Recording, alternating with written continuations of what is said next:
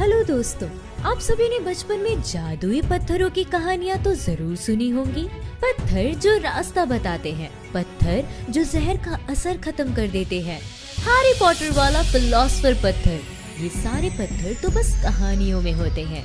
असल जिंदगी में आज तक साइंस को कोई ऐसा जादुई पत्थर नहीं मिला। लेकिन मैं आज आपको बताऊंगी एक रियल लाइफ पत्थर के बारे में, जो कि जादुई तो नहीं है, मगर उसकी एक बहुत ही अद्भुत खासियत जरूर है। जी फ्रेंड्स, इस पत्थर की खासियत ये है कि ये जिंदा है। यकीन नहीं होता? मुझे भी नहीं हुआ था जब मैंने पहली बार सुना था। तो इस वीडियो को अंत तक देखिएगा, क्योंकि इस वीडियो में मैं आपको इस असल जिंदगी के अनोखे पत्थर के बारे में बताऊंगी, ताकि जैसे मैंने आपको चौंकाया वैसे ही आप भी दूसरों को चौंका सके। ये जिंदा पत्थर असल में जिंदा इसलिए है क्योंकि ये पत्थर नहीं, एक समुद्री जानवर है। जी हाँ फ्रेंड्स, मैं बात कर रही हूँ पयूरा की, जो कि चिले और पेरू के समुद्री तटों पे पाया जाता है। साइंटिफिक रूप से पयूरा चिलांसिस के रूप से जाने जाने वाला ये अनोखा जानवर बाहर से एक आम पत्थर की तरह दिखता है, लेकिन अगर पत्थर के ऊपर कोई चढ़ जाए या उसे काटे और खोले तो अंदर से खून जैसा लाल एक जेली जैसा दिखने वाला जानवर मिलेगा। पयूरा एक समुद्री प्राणियों के ग्रुप ट्यूनिकेट का सदस्य है। ट्यूनिकन्स की ऊपरी सतह चट्टान जैसी कड़ी और मजबूत होती है, और इस कड़ी सतह के अंदर मांसपेशियां और बाकी बॉडी के ऑर्गन्स होते हैं। इन जानवरों को आमतौर पर सी स्क्विड के नाम से भी जाना जाता है। पयूरा अपना पोषण एक फिल्टर फीडर मैकेनिज्म के जरिए करते हैं। वे समुद्र के पानी को सांस लेकर अपने अंदर खींचते हैं और उसके बाद उस पानी में से माइक्रो ऑर्गेनिज्म, मिनरल्स इत्यादि एब्जॉर्ब करते हैं, और यही उनका खाना होता है। इसके बाद बचा हुआ पानी, जो कि उन्होंने फिल्टर कर दिया है, वे वापस बाहर छोड़ देते हैं। पयूरा की सबसे खास बात ये है कि जब ये पैदा होते हैं तो एक पुरुष यानी कि मेल बनके पैदा होते हैं, लेकिन बड़ा होने पर इसके शरीर में महिलाओं के रिप्रोडक्टिव ऑर्गन्स भी डेवलप हो जाते हैं। इस बदलाव के कारण वे हर्माफ्रोडाइट हो जाते हैं। मतलब ये कि पयूरा बिना किसी साथी के बच्चे पैदा कर सकता है। आमतौर पर पयूरा बहुत ही बड़ी तादाद में एक साथ ही रहते हैं, तो उन्हें कभी खुद से बच्चे पैदा करने की जरूरत नहीं पड़ती। लेकिन कोई संकट आने पर कभी अगर कोई सदस्य अपने परिवार से अलग हो जाता है तो उनकी ये क्षमता उन्हें अकेलेपन से बचा लेती है। पयूरा की एक और खास बात ये भी है कि इनका अंदरूनी शरीर तो लाल होता है, मगर इनका खून एकदम पानी की तरह ट्रांसपेरेंट होता है। इनके खून में से एक बहुत ही मुश्किल से पाए जाने वाला एलिमेंट वेनेडियम भी पाया जाता है। वेनेडियम का सबसे ज्यादा इस्तेमाल स्टील इंडस्ट्री में अलॉयज और मशीन के पार्ट्स बनाने के लिए होता है। वेनेडियम प्रकृति में बहुत ही मुश्किल से एलिमेंट के रूप में पाया जाता है, सिर्फ कंपाउंड के रूप में ही मिल पाता है। मगर इन जीवों के खून में वेनेडियम की मात्रा समुद्र में वेनेडियम की मात्रा से 10 मिलियन गुना ज्यादा होती है।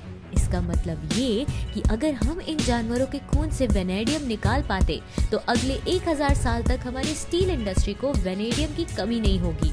आश्चर्य की बात ये है कि चिले और पेरू के निवासियों को इन जीवों की ये खासियत उतनी कुछ खास नहीं लगती। वहाँ के लोकल निवासी इन अद्भुत पत्थर जैसे प्राणियों को बहुत ही स्वाद लेकर खाते हैं और दावतों में परोसते हैं। जी हाँ दोस्तों, चिले और पेरू में इन जानवरों का महत्व सिर्फ एपेटाइजर के रूप में है। इन देशों में पयूरा को बहुत ही लजीज पकवान माना जाता है।